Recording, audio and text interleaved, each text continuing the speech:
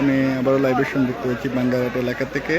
আপনারা দেখতে পাচ্ছেন যে এখানে আমি প্রথম যে লাইভটি করেছিলাম সেই লাইভটি কিন্তু অনেক সম্মুখ থেকে লাইভটি করেছিলাম, এখান থেকে প্রায় আধা কিলোমিটার সামনে থেকে। তখন পানিটা কিন্তু এই জায়গা পর্যন্ত পানি ছিল না। এখন আমি যে জায়গাতে দাঁড়িয়ে রয়েছি সেই জায়গাতে পানি উঠে গেছে। এছাড়াও যে কালভার্টটি রয়েছে, যে কালভার্টের উপরে এখন কিন্তু প্রায় 6-7 ইঞ্চি মতো পানি রয়েছে। এছাড়া কালভার্ট ব্যতীত যে সড়ক আছে সেই সড়কের কিন্তু 3 থেকে 3.5 ফুট উপরে পানি অবস্থান করছে। এখন আর এই সড়ক দিয়ে উদ্ধার কাজ হয়তো পরিচালনা করা সম্ভব হবে না। এতক্ষণ এই সড়ক দিয়ে বাঙ্গারহাটের যে আশপাশের যে লোকগুলো আটকা পড়েছিল তাদেরকে উদ্ধার করা হয়েছিল এই সড়ক দিয়ে। এখন কিন্তু ওই বাঙ্গারহাট এলাকার যদি কোথাও মানুষ আটকা পড়ে থাকে তাদের উদ্ধারের জন্য এখন বিশেষ করে নৌকা বা স্পিড বোর্ডের প্রয়োজন।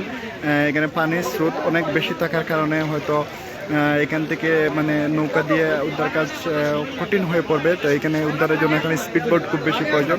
এখন কিন্তু 3 থেকে 4 ফুট উপরে পানি রয়েছে।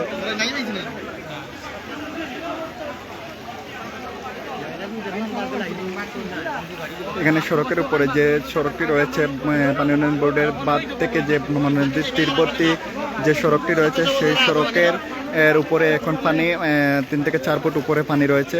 আমরা যেমনটা সকালে দেখেছিলাম যে একামধু এলাকায় পানি 7 থেকে 8 ফুট উপর দিয়ে প্লাবিত হচ্ছিল। এই পানিটুকু কিন্তু এখন এই অংশটুকু এইদিকে যে মনো নদীর বাঁধ মানে পানি উন্নয়ন বাঁধ এবং মনো নদীর পার এর মধ্যবর্তী যে স্থান সেই স্থান কিন্তু এখানে একই অবস্থা। এখানেও মনো নদীর যে বাঁধ আছে আর পানি উন্নয়ন বোর্ডের যে বাঁধ রয়েছে, দুটি বাঁধের মধ্যবর্তী যে স্থান রয়েছে সেই স্থানের পানির অংশটুকু এটা। এই পানিটুকু যত সময় যাচ্ছে ততই বৃদ্ধি পাচ্ছে। যদি এদিকে পানিটুকু বৃদ্ধি পায় তাহলে হয়তো পানি উন্নয়ন বোর্ডের বাঁধ ভেঙে ফেললে বা পানি উন্নয়ন বোর্ডের বাঁধের উপর দিয়ে পানি প্লাবিত হলে রাজনগর শহরে পানি প্রবেশ করার সম্ভাবনা রয়েছে। এখানে আপনারা দেখতে পাচ্ছেন যে শিশু সহ মহিলা বা শিশু বা মহিলা ও বৃদ্ধদেরকে অনেক কষ্ট করে স্বেচ্ছাসেবী সংগঠনের লোকেরা উদ্ধার করছেন।